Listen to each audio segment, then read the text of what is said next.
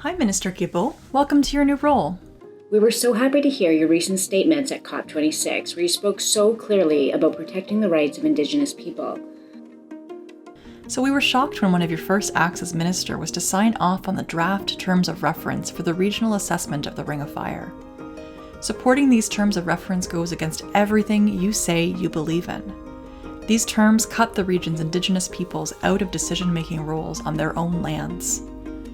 We're concerned that you may not have been briefed fully and properly about the Ring of Fire, so let us help you. We are all treaty peoples, and that comes with both rights and responsibilities. You say you want to be part of that, to stand for treaty rights and obligations and for our common climate future. And the first step is to listen.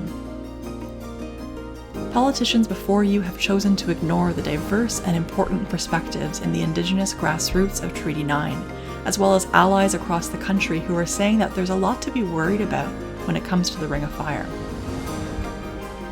So let's try to fix that. Allow us to provide you with the treaty people's briefing on what's been going on with the Ring of Fire before you got here. This video is just one part of a series of diverse voices on this issue.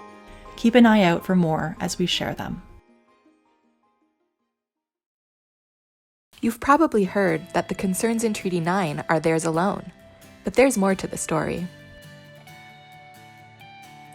My name is Kate Klein. I'm a resident of Toronto, Ontario, which is home to the vast majority of headquarters of Canadian mining corporations, and also home to a massive gathering of the global mining industry called the PDAC Convention. I'm a member of a grassroots organization based in Toronto called the Mining and Justice Solidarity Network. We work in solidarity with communities impacted by Canadian mining companies all over the world, including here on Turtle Island. I think sometimes decision makers assume that the concerns of people in mining impacted communities are their concerns alone.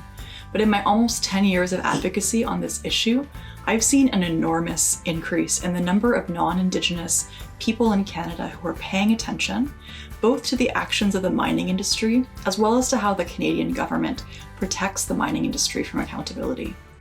More than ever before, people in Canada are aware of the injustices that are being committed in our name, and are not only prepared to take action, but are already doing so in their personal spheres of influence, whether they're teachers, students, auto workers, scientists, members of a faith community, owners of a bank account.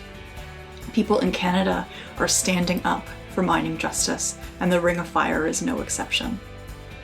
We want to make sure that every elected official making decisions about the Ring of Fire knows that people all across Ontario and Canada care deeply about the protection of the Attawapiskat River and the surrounding peatlands.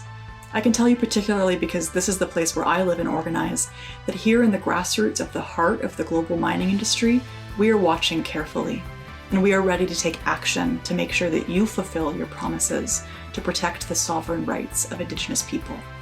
We will not stand idly by as climate solutions are proposed that turn Indigenous territories into sacrifice zones.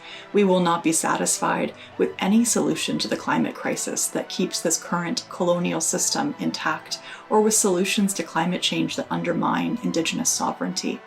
And we know that every single one of us will be impacted by the destruction of the breathing lands.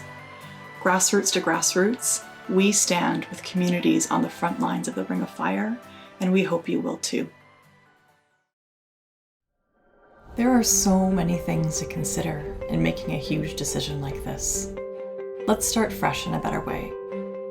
Please act now to stop the current regional assessment and instead allow Indigenous peoples to lead a process to determine the future of their homelands.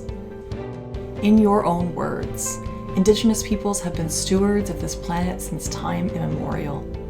The fight against climate change is not possible without their knowledge and leadership. Any agreement on a path forward must protect the rights of Indigenous peoples, full stop. You said that. We want to take you at your word, Minister Guilbeault. Do the right thing.